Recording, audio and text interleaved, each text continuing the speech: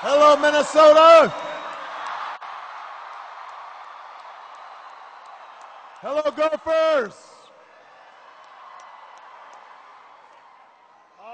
It is good to be back in Minnesota.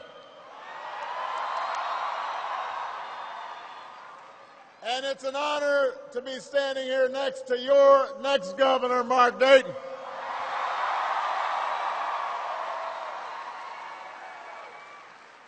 Let me just make mention of the other wonderful public servants who are here. Former Vice President Walter Mondale's in the House.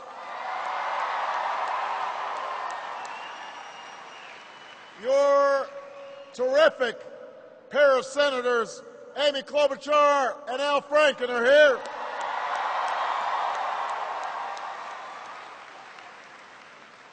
An outstanding congressional delegation, Keith Ellison, Betty McCollum, Jim Oberstar.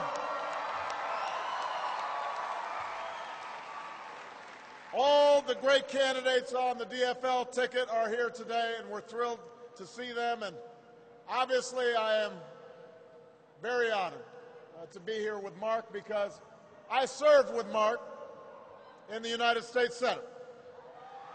And so I know this man. And I know that he's been fighting for the people of this state his entire career. You know what kind of leader he is. You know what kind of fighter he is. Everybody else in this race might be talking about change. Here's the only candidate who can actually deliver change, who's absolutely delivered change before.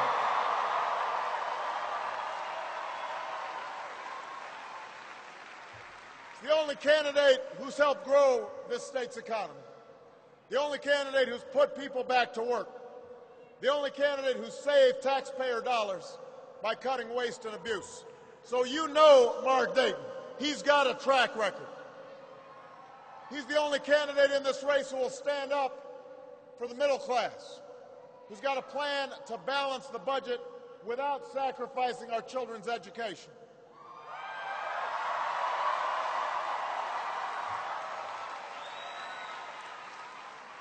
A candidate who has a plan to create jobs and help small business owners grow and to thrive. The point is, Mark Dayton has spent his life fighting for Minnesota. And now I need all of you to fight for Mark Dayton so we can keep this state moving forward.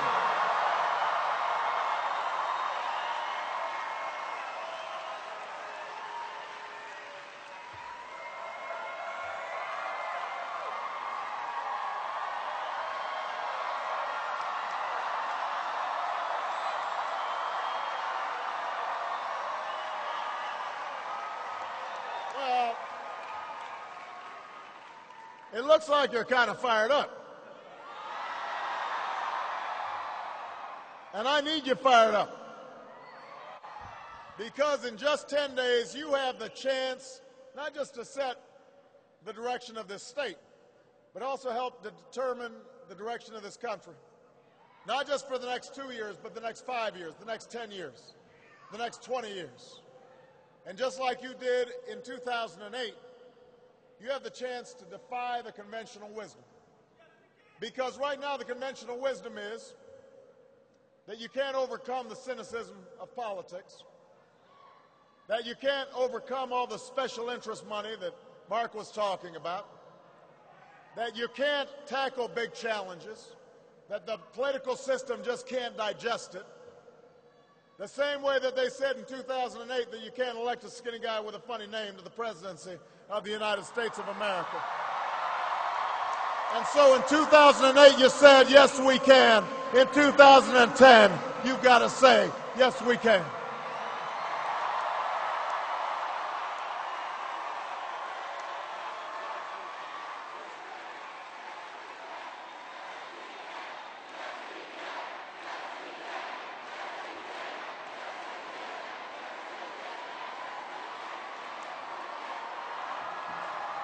Yes, we can.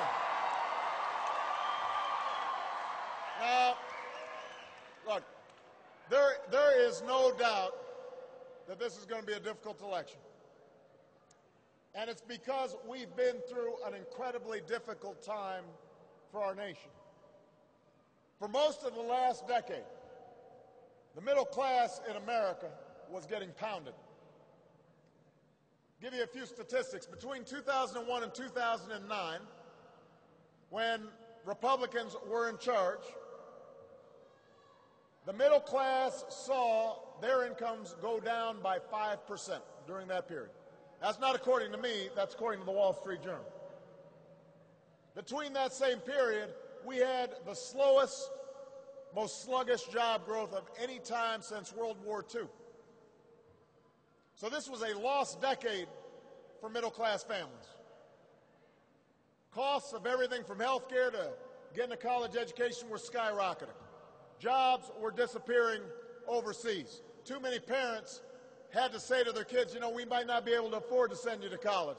Too many families had to pass up going to the doctor when they got sick because they couldn't afford it.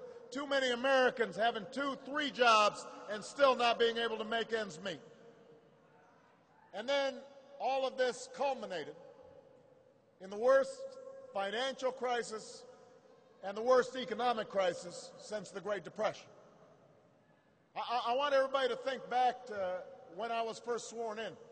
We had lost 4 million jobs in the 6 months before I took office.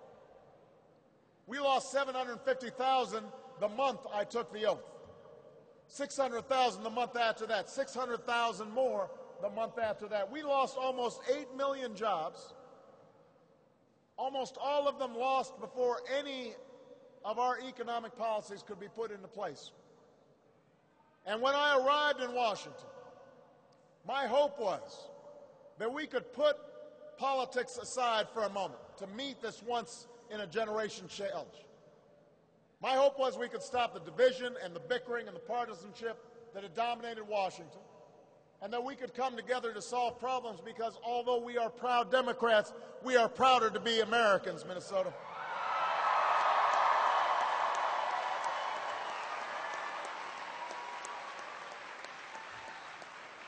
And I believe there are a lot of Republicans out there that felt the same way, but when we got to Washington, the Republican leaders in Congress, they had a different idea. Their basic theory was they looked around, they said, boy, we really made a big mess. We really screwed up. It's going to take a long time to get those 8 million jobs back. People are going to be angry and frustrated. It's better if we refuse to cooperate, we say no to everything, we try to gum up the works in Congress, and we may be able to deflect the blame come the next election. We'll just pretend like we had nothing to do with it, and we'll point our fingers at the Democrats.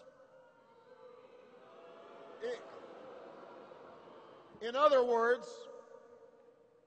the other side was betting on amnesia. They're betting that you forget who caused this mess in the first place. But Minneapolis, it is up to you to show them that you have not forgotten.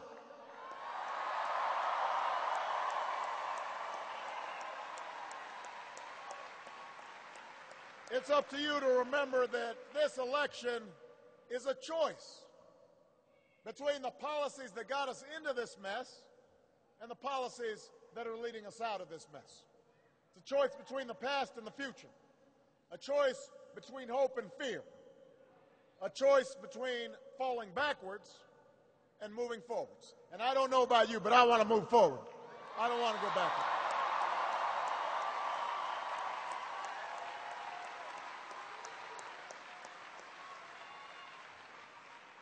And if you don't think this is a choice, if you think somehow there's a new and improved Republican Party out there, let me be clear.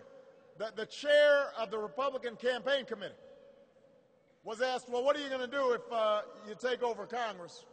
He said, we'll pursue the exact same agenda as we did before Obama took office. I mean, it's not as if they went off into the desert, you know, they realized, boy, we really screwed up. And they went and meditated for a while and came up with some new ideas. All they've got is the same old stuff that they were peddling over the last decade. Cut taxes mostly for millionaires and billionaires. Cut rules for special interests. And then cut middle-class families to fend for themselves. So if you're out of a job, tough luck, you're on your own. You don't have health care, their philosophy says tough luck, you are on your own. You're a young person trying to afford a college education, too bad. Pull yourself up by your own bootstraps, you're on your own. This same agenda turned a record surplus into record deficits, allowed Wall Street to run wild, and nearly destroyed our economy. And I make these points not because I want to re-argue the past, I just don't want to relive the past.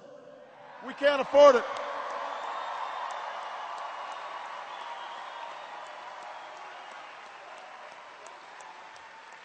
We can't afford it. We tried their way. It's not as if we didn't try it. We tried it for 8 years, and it didn't work. And you know, the true sign of madness is if you do the same thing over and over again and expect a different result. We've tried what they're doing, and it didn't work, and we wouldn't get a different result if we went back to it. So we've got to move forward, not back. I know that Al Franken talked to you a little bit about the analogy of a car being driven into the ditch. Although I guess Al kind of embellished it a little bit. He said there were alligators down there. I didn't see the alligators, but it is true the car went into the ditch. And it is true that me and Al and Amy and Mark and others, we've had to climb down into the ditch. And it is hot down there and dirty. And we'd been pushing that car, pushing it. The whole time the Republicans have been standing on the sidelines. They've been looking down, fanning themselves, sipping on a Slurpee, kicking dirt down into the ditch, kicking dirt in our faces. But we kept on pushing.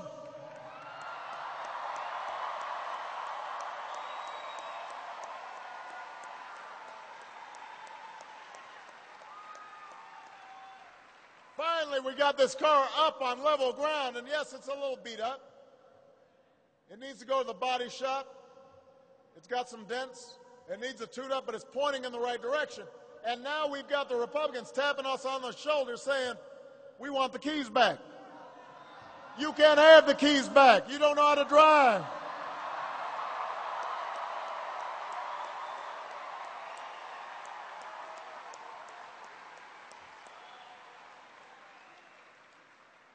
You can ride with us if you want, but you got to sit in the back seat. We're going to put middle-class America in the front seat. We're looking after them.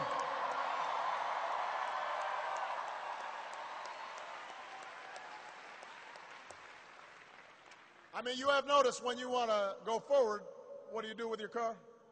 You put it in D. If you want to go backwards, what do? You put it in R. I don't want to go backwards. I'm going forwards with all of you.